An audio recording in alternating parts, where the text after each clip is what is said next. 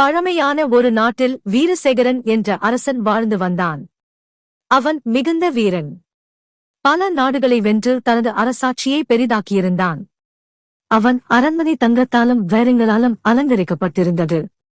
அவனுடைய கட்டளைக்கு ஆயிரக்கணக்கான வீரர்கள் காத்திருந்தனர். ஆனால் அவனிடம் ஒரு பெரிய குறை இருந்தது, அகந்தை.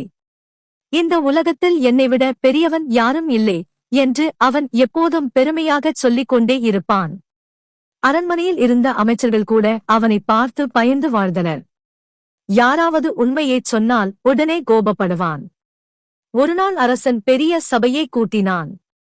நாட்டின் அறிஞர்கள், கவிஞர்கள், வேத பண்டிதர்கள் அனைவரும் வந்திருந்தனர். அரசன் சிம்மாசனத்தில் அமர்ந்து கேட்டான், இந்த உலகத்தில் மிகவும் சக்தி வாய்ந்தவன் யார்? உண்மையைச் சொல்லுங்கள். அனைவரும் ஒருவரை ஒருவர் பார்த்தனர். யாரும் பதில் சொல்லத் துணியவில்லை. அப்போது வயதான ஒரு வேத பண்டிதர் எழுந்து, மகாராஜா, இறைவனே மிகப்பெரிய சக்தி என்றார். அரசன் சிரித்தான். இறைவனா? நான் சொன்னால் 1000 பேர் ஓடி வருவார்கள். நான் சொன்னால் போர் நடக்கும்.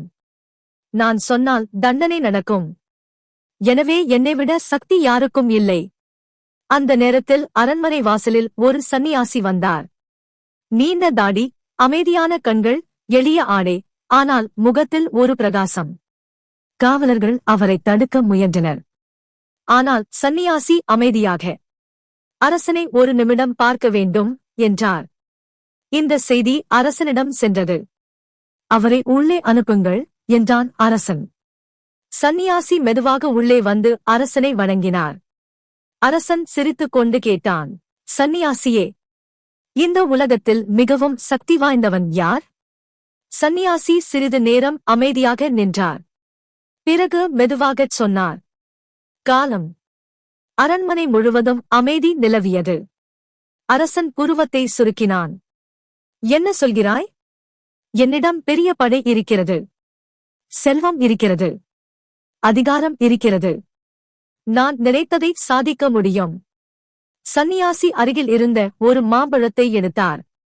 மகாராஜா, இந்த பழம் இப்போது பச்சையாக இருக்கிறது. இதை உடனே பழுக்க வைக்க முடியுமா? அரசன் சிரித்தான்.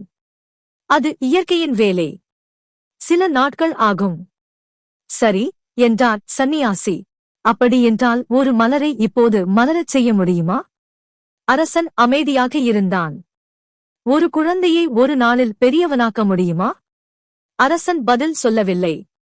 சந்நியாசி மீண்டும் சொன்னார், மகாராஜா, உலகத்தில் எல்லாவற்றையும் மாற்றுவது காலம்.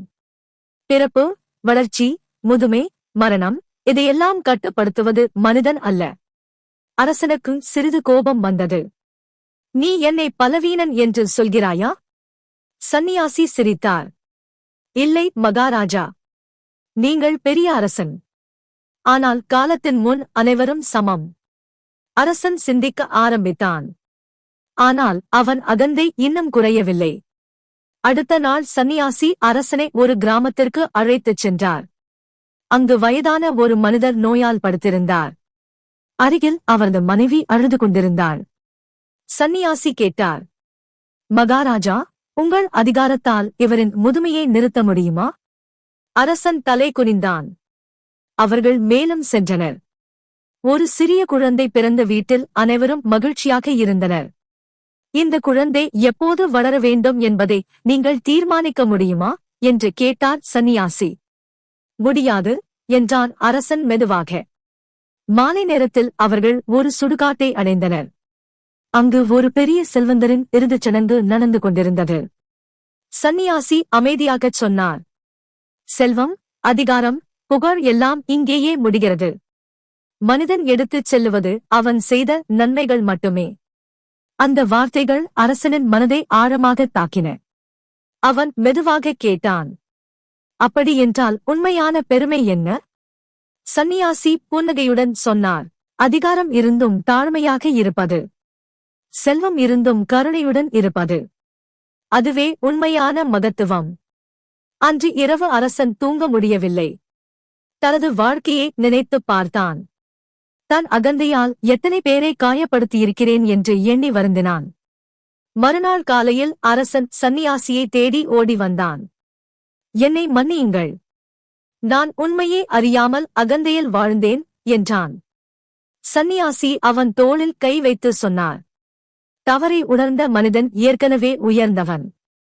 அதன் பிறகு வீரசேகரன் மாறினான். மக்களை அன்புடன் நடத்தினான். ஏழைகளுக்கு உதவினான். தனது நாட்டில் நீதியுடன் ஆட்சி செய்தான். மக்களும் மகிழ்ச்சியுடன். இப்போதுதான் நமக்கு உண்மையான அரசன் கிடைத்திருக்கிறார் என்று கூறினர். கதையின் நீதி: அகந்தை மனிதனை வீழ்த்தும், தாழ்மையும் ஞானமும் மனிதனை உயர்த்தும்.